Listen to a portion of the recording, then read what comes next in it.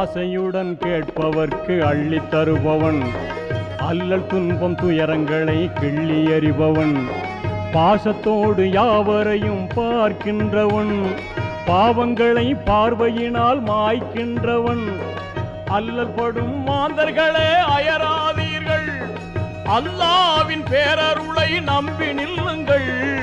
அவனிடத்தில் குறையனைத்தும் சொல்லி காட்டுங்கள், அன்பு நோக்கு தருகவென்று அழுது கேளுங்கள். இறைவனிடம் கையேந்துங்கள், அவன் இல்லை என்று சொல்லுவதில்லை.